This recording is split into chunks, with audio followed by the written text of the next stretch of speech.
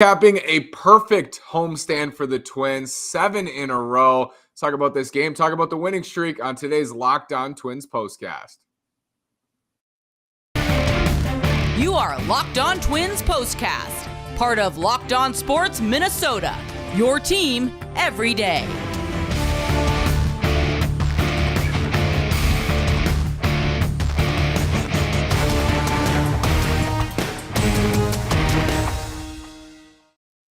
And welcome to another edition of our Locked On Twins postcast. I'm the host of Locked On Twins, Nash Walker, here with Access Twins writer and reporter Brandon Warren. Before we get started on this one, I want to tell you, this Mother's Day, you should give mom something she'll treasure forever with fine jewelry from BlueNile.com. And Locked On Sports listeners get $50 off $500. Use code Locked On. That's code Locked On at BlueNile.com today. So Brandon, Twins just keep rolling, 7 in a row. They win again this afternoon, 7-1. It's a really nice series for them. I think today maybe can be described as the Carlos Correa day. Yeah, and also too navigating Bailey Ober coming out early, which, they've had problems where games like this have gotten away from them, and it was quite the opposite with 4 errors by Detroit. And again, a different cast of characters offensively. Carlos Correa picking it up. Polanco with a hit, 2 hits from Celestino, which was a surprise, and Trevor Larnach with a couple more. He's now looking pretty good as well. So it's been entertaining to see who comes up in each of these games, but 7-game winning streak for the first time since 2011. Nash, how old were you in 2011? I was 11 years old, Brandon. Ooh, not very. I was 11. I was half my age back then. Carlos Correa today, Brandon, 108 mile an hour exit velocity on the double, 106 on a ground out, 104 on a single, 103 on another single, and 95 on a flyout. So he's not blooping hits, and he's hitting the ball hard today and gets on the board. Is this the Carlos Correa breakout game, Brandon? I mean, it sure feels like it. He drove in 3 runs, 3 hits. I don't know what more you can say. The defense, too. He had a couple really nice plays. One on the left side of second base where he kind of did a back kind of a pick. And then he started a nifty double play where he kind of backhanded the ball for, what would that be, a 6-5-3 double play, which you don't see every day. So, yeah, he did everything you could ask of him in this game, and there's a lot more where that came from if we're to believe that he's going to be worth $35+ million this year, which I definitely think he will. I'm glad you brought up the other cast of characters because I think something we've seen, at least in this homestand, is the Twins tapping into some of that depth. And today it was Gilberto Celestino. Was awesome. Barn Buxton sits here, and Selly got on the board with a bunt single right up the line. At that point was rolling up the line, thought it would go foul. Twins got the bounces again today, Brandon. But do you think Celestino could settle in? I know rosters are going to come down here soon. Could Celestino settle into that 4th outfielder role? I think he's probably the best defender behind Buxton. Yeah, and what impressed me too was on that play in the infield where he scored from second and the ball never really left the infield. So he showed pretty good instincts there too to know how a play was breaking down. I want to say yes, he has that chance, but I think Kyle Garlick probably gets a little longer of a stretch or a longer of a look just because Kepler can play center, and so they do have a natural backup center fielder on the roster, and because St. Paul's not that far away. Now, with that said, Celestino looked today like he belonged, and the other problem is too, how much will he play in Minnesota at risk of maybe stunting his development where he could be playing every day at St. Paul. So I want to see him stick. I think he's a good fit as a right-handed stick, good defender in center, but I think Garlick probably gets a little longer to get things going before they make that move. Especially with Kepler hitting lefties a little bit more recently, can start him in center against the lefty if Buxton is out. But Buxton sits today. A trending theme of this 7-game win streak as well is guys are sitting, guys aren't playing super well. Before today, Correa wasn't, Buck sits today, and they're still winning. And I think that's where the optimism lies, and we've discussed this before, but I think there is hope there that now Correa might get going. Buxton's healthy. Everything we've heard is that Buxton is healthy.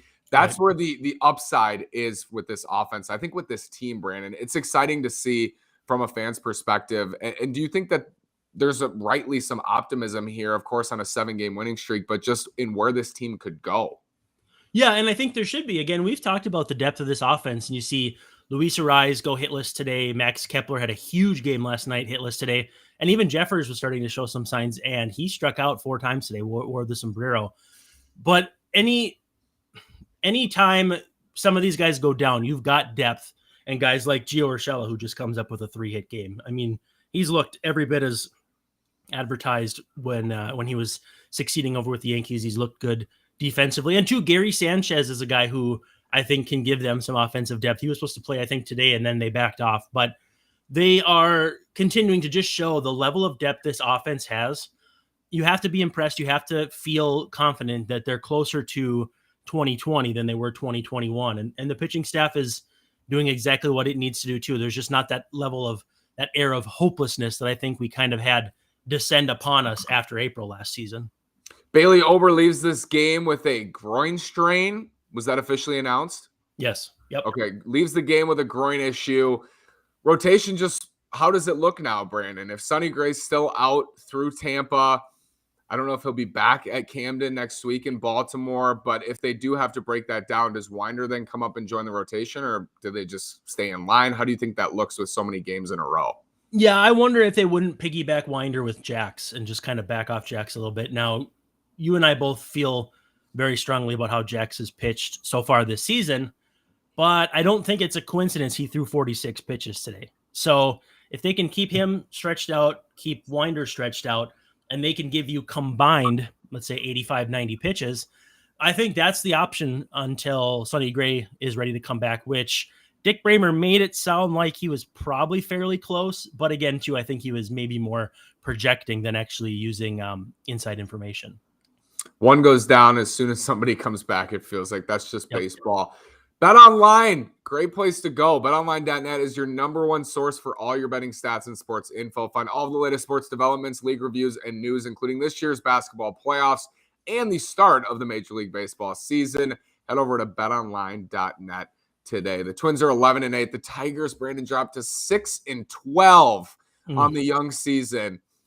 It's a wake-up call, I think, for fans who, and this is very early, but Tigers fans were extremely hopeful that they were just going to start winning, that it was just they were going to be competitive immediately. And I think it's a breath of fresh air, at least a wake-up call for them to say it's not that easy. It's hard to win, and Twins fans saw that last year. What do you think of this Tigers club? Clearly sloppy in this series. How far do you think they are from actually competing for a division title? Yeah, I think it's possible we're seeing with Chicago, too, that progress isn't linear because they're having a tough time this season after being great the last 2 seasons. And the Twins, up 20, what was it? They were up in 2015, down in 16, up in 17, down in 18. It's hard to get into a winning spot, and I think it might even be harder to stay there.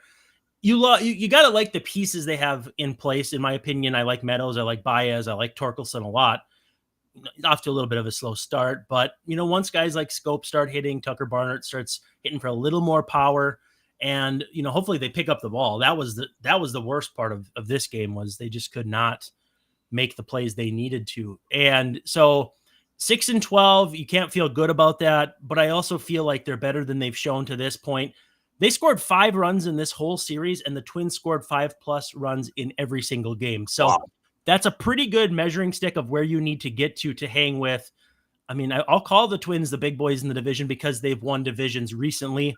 Twins are big boys. White Sox are big boys. Tigers are trying to get there, but just aren't there yet. And, the Twins have done a nice job showing the rest of the division that they're back where they want to be, or at least getting close to it. Dan Hayes wrote about this last night, insinuating this core knows how to win. They've won before. They know what it feels like. They know what it takes. And then you bring in Correa, who's played in 79 postseason games. And it's not a surprise that they're able to put together these stretches here. Let's preview the upcoming series. Twins going to go to St. Pete. This is a challenge for them. This is absolutely a barometer. They had 6 games against the Tigers and White Sox, 2 teams struggling mightily, especially offensively. This Tampa team's tough every single year. Brandon Lau's tough. Randy Arozarena, Wander Franco might be one of the best players in the American League today. This is going to be a tough series, Brandon. What are you expecting from the Twins out there in Florida? Yeah, I mean, they're going to see a team that puts itself in a position to be successful every single day and year in, year out on a less than stellar budget against teams that spend a lot more money.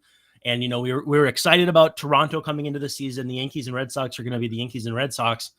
But if you had betting odds at what's our sponsor again? Bet online. Yep.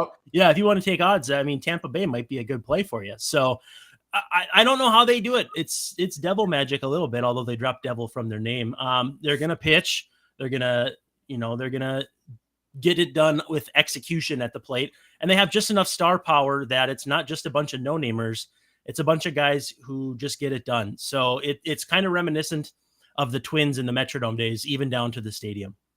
Dylan Bundy, Corey Kluber in the opener tomorrow night. Shane McClanahan will go for the Rays Saturday, and then they are to be determined on Sunday. Chris Archer, I believe, taking on McClanahan Saturday, and then Paddock Sunday. So Archer facing his old club.